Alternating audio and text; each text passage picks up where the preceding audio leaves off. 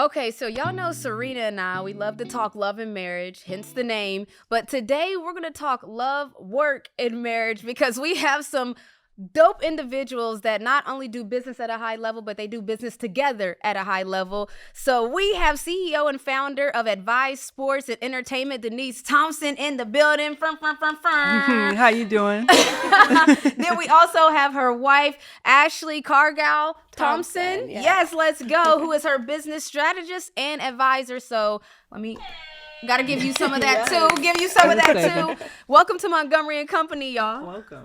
Thank you for having us. So this is gonna be fun because Sirena and I, we work together, we live together, we do all things together, and so we love talking to people that do business. But Denise, I'm gonna start with you.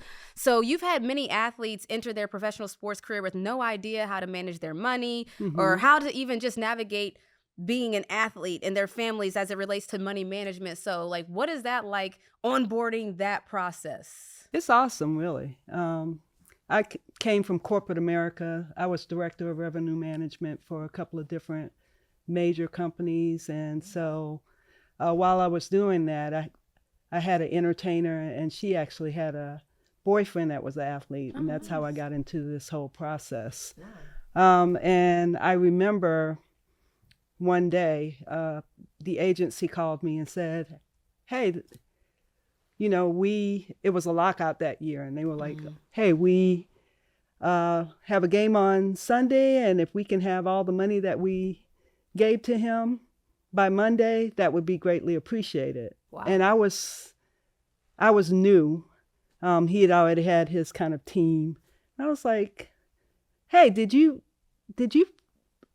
spend this kind of money? He's like, oh, did I have to pay that back? I was like, nobody gives you anything for free. No. So wait, what money was it? What money was it? So it was money for cars and just regular money. And the agency had fronted him. And the agency had fronted him, and a lot of people think that money is free, but it's not. Yeah. You actually have to pay it back. And then there are some agencies that also put interest on it. Yeah. Lucky for him, he didn't have the interest part, but it was over six figures. Wow. And lucky for him also, he was a first round draft pick and not a fourth or fifth round, because back in the day, there were only 13 checks that an athlete would get from the NFL. And so cash flow is a big thing. Definitely. And so paying that type of money out in the very beginning would cause you might not have any money for the rest of the year if you're only getting 13 paychecks. Right. So that taught me, I was like, okay, when I get the next player, I need to be a part of the process before that individual gets an agent. Yeah, to stop so that I can help to facilitate and make sure that they're not making those type of mistakes. No, I love that. And just so people understand, the NFL season, the WNBA season, the NBA season, our checks are not spread throughout the whole year. Your check is spread throughout the time of that season. So if the WNBA is during the summertime, your checks are during the summertime. So the NFL, they had 13 checks at that time. I know they did spread it out more for that very reason.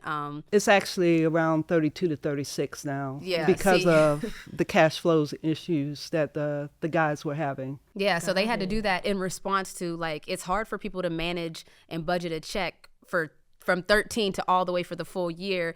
Now, Ashley, I'm actually curious because Sirena, you too, what is the process like when I'm going to take a new job, or if I'm thinking about doing something new, what goes through y'all's minds in advising? Because you said you help advise. She definitely is who I go to. All right, I'm thinking about doing this new gig. What kinds of things do you weigh? And that would be for Sirena and Ashley. What things do y'all weigh in when you're advising your partner?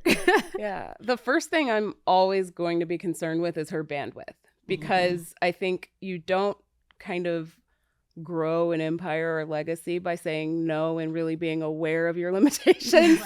I think the people who really are succeeding and just grinding out there are saying yes most of the time, and you have to. But somebody's got to be there to say, what is kind of the cost benefit ratio of what's being presented to you. And a lot of times we don't agree. Like a lot of times certain things she'll say, it's not necessarily beneficial now, but I'm playing the long game. Like, just trust me with that. And then sometimes, you know, she will listen and she'll say, yeah, you know what? Like, I am kind of tired. Like, I really don't know how I'm going to fit this in. But my first concern for her, and especially because how the business has been structured up until now, is do you have the bandwidth to do this and do it well? Yeah. Because also your reputation is involved. And if you're stretched too thin, people are going to notice, and you don't want the work to suffer. I love that. Sirena, what about you? Because we definitely disagree sometimes. Yeah, I mean, it's pretty much the same. And I come from the artist world, so they get advances too from the record labels. And so I learned that lesson early on too, is don't take on more than you can choose. So I kind of adapted that with Renee as well. Just, you know, like you said, the bandwidth. Let's measure what can we do, what can we not do. Because Renee likes to just stack things, and we actually are. Well, I think she's more of a workaholic, but I say that we both are workaholics a little bit. I am too. Right. I mean, we match for a reason, you know. So exactly. I think that, you know, finding that balance is difficult, but I think that also you just said something important. You can't say, people who are working are saying yes a lot of times. So saying those no's are really important, you know, because sometimes you could feel like you're missing an opportunity. Yeah. But then sometimes you're like, you know what, it probably was the wisest thing to say no to this, and you kind of just have to not think about it too much and keep it moving, you know, because sometimes those no's could sometimes stick with you. But for the most part, thank God, we haven't had many regrets with the no's. I love that. I had to learn that, like, sometimes there's addition by subtraction in a sense of like, all right, being more exclusive is sometimes more appealing. And so, but to that point of when you're first starting to grind and you want to grind, I am a workaholic. It's like, in basketball, I had to overcompensate for my not having height and not having like super athletic ability, that I'm like, all right, well, you ain't gonna outwork me. So it's just, it just came to the point where I did that in business as well. But Denise, I'm curious then, like, in that sense of bandwidth, how did you decide who you want to work with? Because you have the opportunity to work with athletes, entertainers. Now, I'm going to say this, being an athlete, I know athletes aren't the easiest to work with, in a sense of there's just, even entertainers, there's that same world of like, they're superstars. Actually, I think it's easier to work with athletes. Let's go. Come on, athletes. Let's go. Yeah, I think so, because from the moment you start out as a young person, you've got a coach, and you're listening to a coach. Whereas an entertainer, they're like, I'm the creative. I know everything. You know, Yes. we should do it my way. And I'm like, yeah, for creativity, yes. Do it your way. I'm not going to tell you how to be an artist, but let me help you to make better decisions when it comes to spending your money, or even a recording budget, or touring. And I do all of those for entertainers as well. Oh, nice. So, nice. You know, I just want to make sure that they're successful and they spend the money in the right places that they need to spend it. So you have these big contracts coming through. Like, how do you, a lot of times with people are nervous, like, this is my money. Like, you know, like, how do you get over the money hurdle conversation and make people want to trust you with your money? You know, it's really interesting. I started off with a lot of these kids when they were in high school. Oh, okay. And Babe was like, you working with these kids while they're in high school? Yes, because I want them to start initially understanding how to have a budget. I want to talk to the families and say, this is a team effort. You're only as good as your team, and you're a part of this team. And so when I need help or assistance, I need you to back me that this is the right way to handle things. And now that some of those kids are now multi-millionaires, we had 2 big deals. They've already know me. The family knows me. The family knows Ash. They trust us. They trust what we're doing. We help them through the whole draft process. And so we've been there. And so we're all like family. And there comes a time where that athlete may have another partner or somebody new that comes into their lives, and we try to get everybody on the same program early on, because you're only as good as your team. Wow, that's a good time to start in I high was school. gonna say. I wish we would have had you in high school. Yeah. I mean, but it meant that she put in a lot of years, these were mentorship relationships that she was building with. Because NIL NIL wasn't a thing. NIL wasn't a thing, right? It's not. So this was like her going and doing financial literacy kind of consulting for their families and, helping build out the business end of the training programs that they go to so that they can really maximize on the resources that they were getting through those training programs, and just showing leadership training so that when they went to college, she kept in touch with them. Like, she invited them to our family reunions. They came. Wow. Wow. But then after that, once they were, looking to declare for pro, they already knew who they could trust. The families had already let us in. And a lot of her client acquisition model is really that. It's who feels like family, who is going to trust us like family, who is going to kind of let us in, and then we kind of gradually earn responsibility from them. And that's interesting. And we need more of that in high schools. Like financial literacy, leadership, things like that are things that are not taught enough. We start to learn those things maybe in the workplace, not even in college. I think that's crazy though. To that point, how I feel like if not, I think it should be certain high school classes that are about like literally life, like life 101, because it really is. As a collegiate athlete, we got helped so much on so many things that I'm like, man, how are regular students doing this? And even to the point of just regular human life things, like when you're trying to buy a house, like with mortgage, just different things of balancing your life. You were pretty much doing those classes. And what was so how was you making money during that time? I mean, like, what? Is that a business? Before it was NIL, you were almost just doing it and educating them on a... Look, I was in corporate America. I was telling the Jim Beams and Coronas of the world how to make all of their top line growth. So you was doing all right is what you was doing. I was doing okay. So for me, it was like, it was a passion project, really, that turned into a business. Wow. Love that. So let's all learn from that. Yeah. So let's get into it, because I want to know what it's like working with your partner. Sirena and I, we have Think Tank Productions together. She's the executive producer and talent here on this podcast.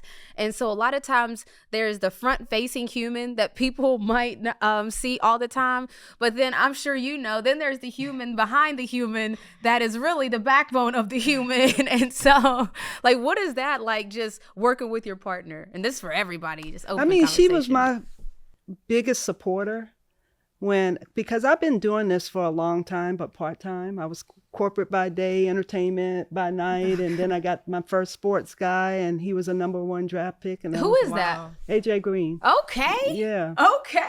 And okay. And so she was always there to say, hey, babe, I got you. Go out there. You got to go to Cincinnati. You got to go somewhere. We were always there. We were always a part of the program. And so when we moved back to Atlanta, actually, she moved to Atlanta for me. A year and a half before she came. A year and a half before I came. I was in corporate. I was trying to get vested. I was wanted to get fully vested. Smart. Make that money really to support us and to make sure that we were all set. And so I came back, did a consultancy gig, and then I actually left for an entertainer. Blessed that did I just want to rolly. I just want to rolly in the thunder. Okay. So I left for him, and then the next year, AJ Terrell was coming out, and nice. I'd already known the family. I'd already been there working for free forever. Wow. That working for free part is what I think it was something like 6 years. I think we met AJ when he was in 8th grade, Wow. 7th grade, 8th grade, something like that. And so, I think actually in a big way, her having to go through all of those transitions while it was absolutely a challenge, it also strengthened our marriage because her career was rolling. Like opportunities were coming in. She had already done what she needed to do in corporate and was just sitting there like, hey, I did it, you know? And I was really building my career and trying to figure out what I wanted to do. And in any relationship, that kind of disparity and fulfillment can create a weird dynamic. Yeah.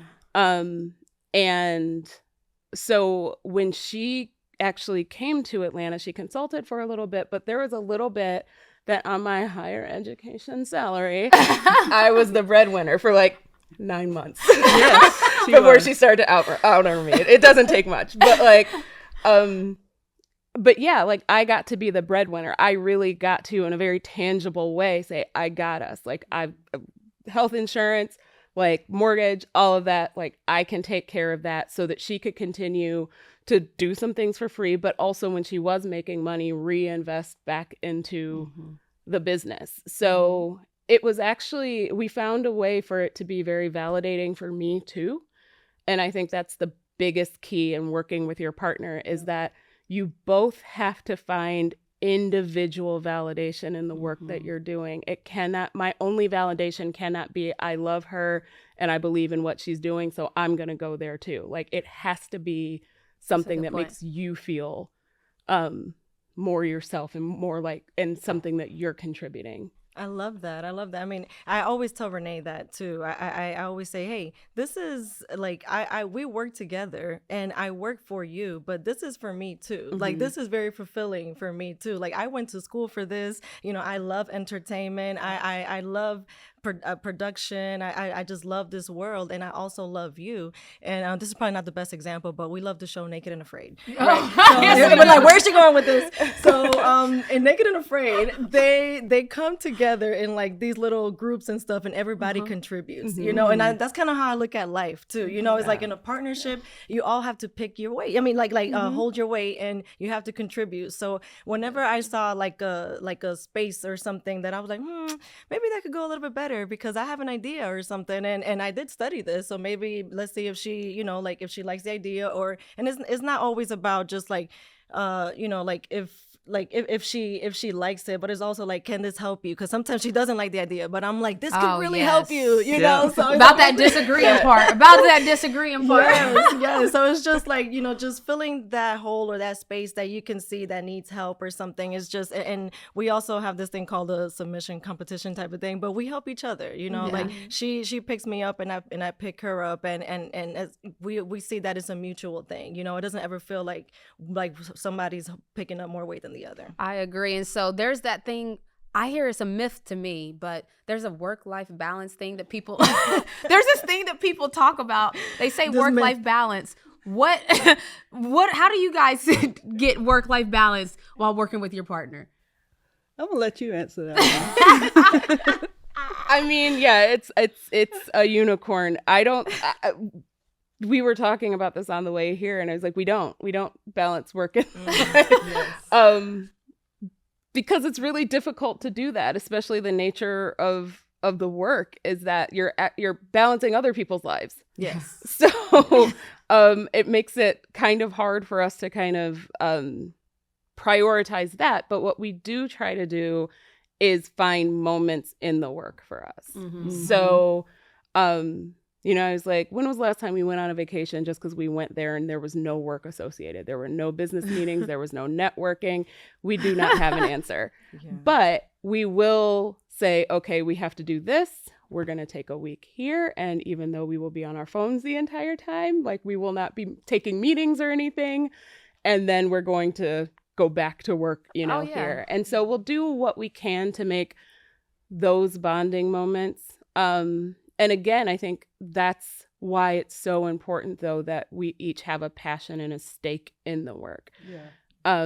Because, and for the longest time, like I would not work with her. Like she actually, no, she really, from. I was like, babe, what? I really, yeah. Is it me? Because like, what am I?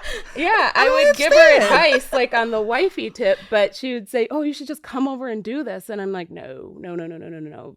Because I value our relationship too much. And our you thought marriage that might comes first. And until there's something in your business and the way that you conduct business that's a good fit for me, that I'm personally passionate about, I don't want to risk resenting you.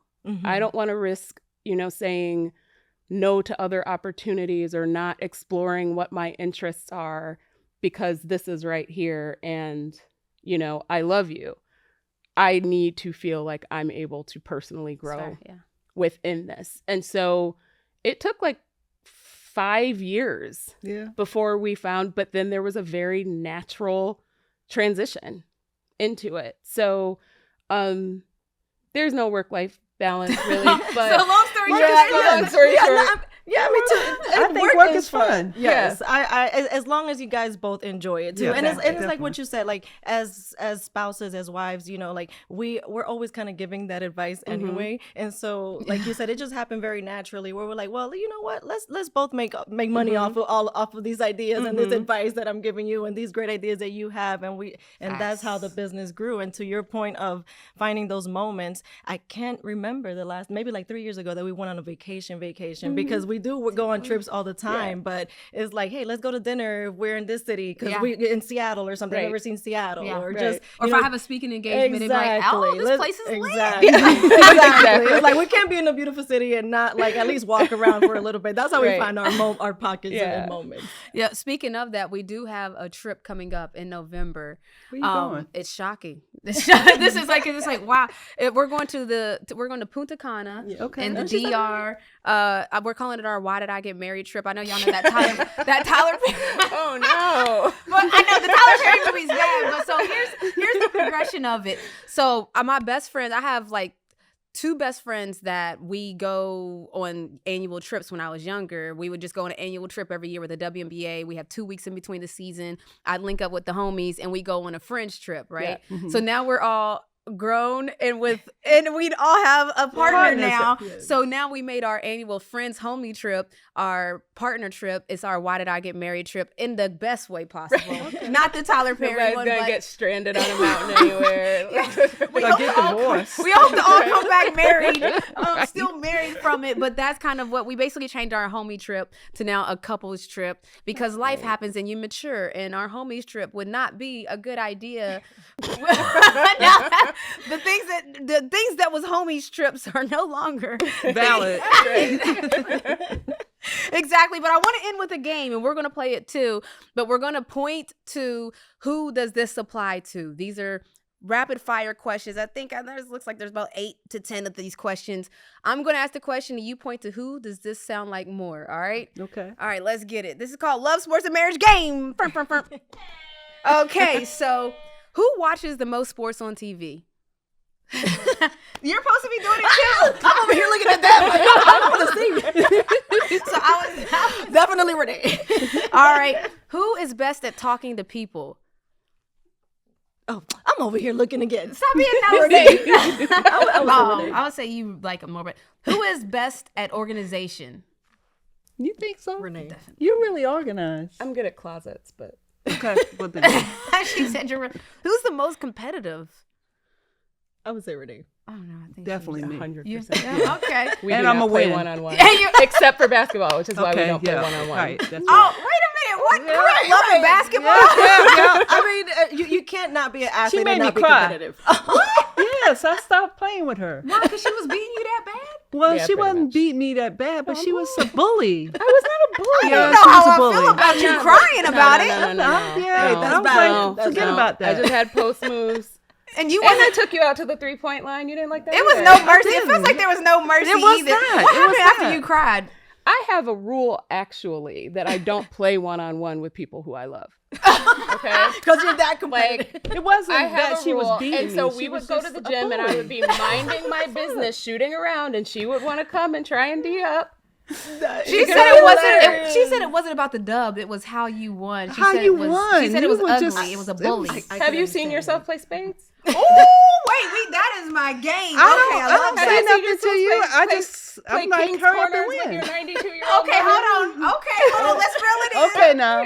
We got to finish the game now. You see the competitiveness happening? Right, I can't play games with her either. Let's not even get to Scrabble. I know, because I was like, they like to play for fun. I'm like, what is that? I don't even know what playing for fun means, but I digress. Who has the best handwriting? I would say me. Definitely. Who is the most romantic? Me. Renee. Definitely. Yeah, okay, I take that. I'll take that. Who's the most practical? I think we're both I think, practical. I think you would be. I would say me. Who's the best listener? Me. Yeah, right. I know you weren't about to point at me. I have like ADD a little bit. Who would win in a basketball game is the last question. Definitely Renee. We already know the answer to that. Who is not playing each other again in the next basketball game? Listen, Denise, Ashley, amazing being able to talk to you guys. I love what's happening here, where we love talking to people that have figured it out at business level, but also figured it out together, because in this world of entrepreneurship, everybody's trying to figure out, like, what is my thing? What can I do? And it really is an incredible feeling, like when you figure it out with your partner. It's like, oh, we lit. Yeah. You know, like when you get a little, look at this, when you get a little celebration in the house because something came through and you get your house turned up. If you don't know, that is the best feeling. Like just really being able to celebrate together. So we appreciate y'all. We thank y'all. Thank you so much for having us. Montgomery Co. That was awesome. WABE.